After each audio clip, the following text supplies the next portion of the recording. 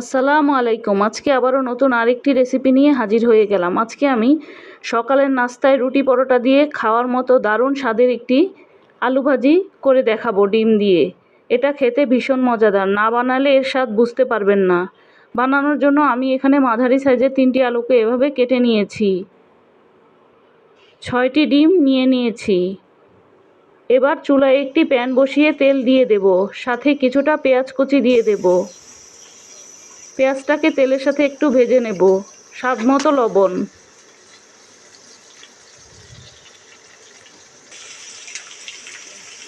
পেঁয়াজটা হালকা ভাজা হয়ে গেলে এবার আলুগুলোকে দিয়ে দেব।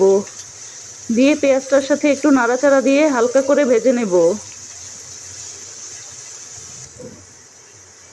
এবার ভেঙে রাখা ডিমগুলোকে দিয়ে দেব। দিয়ে ডিমগুলোকে আলুর সাথে একটু ভেজে নেব।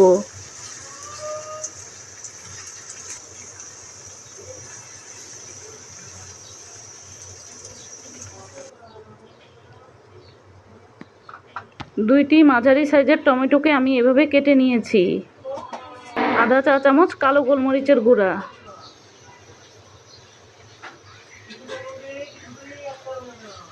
এবার সবগুলো উপকরণ একসাথে একটু ভালোভাবে মিশিয়ে নেব। 2 টেবিল চামচ সয়া সস,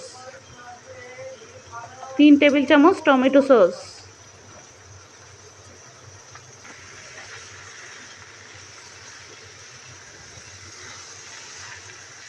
এবার সবগুলো উপকরণ ভালোভাবে নাড়াচাড়া দিয়ে মিশিয়ে ভালোভাবে ভেজে নিতে হবে। সাথে আমি 5-6টি কাঁচামরিচ এভাবে কুচি করে দিয়েছি। ঝালটা আপনারা আপনাদের ইচ্ছা অনুযায়ী দিতে পারবেন। আধা চা চামচ চিলি ফ্লেক্স।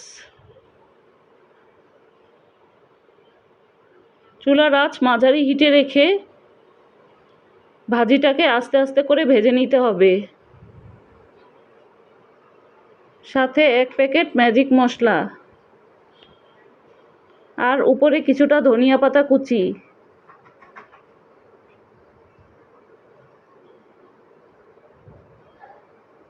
ভাজা হয়ে গেলে এখন চুলার আঁচটা বন্ধ করে দেব। ডিম দিয়ে আলু ভাজিটা এখন পরিবেশনের জন্য তৈরি। চাইলে আপনারা সকালের নাস্তায় রুটি, পরোটা বা লুচি দিয়ে এই ভাজিটা খেতে পারেন। বাচ্চারা তো ভীষণ পছন্দ করবে, সাথে বড়রাও খুব পছন্দ করবে। ভিডিওটি যদি ভালো লেগে থাকে একটি লাইক দিবেন। নতুন নতুন ভিডিও পেতে পেজটিকে ফলো বা সাবস্ক্রাইব দিয়ে পাশেই থাকবেন।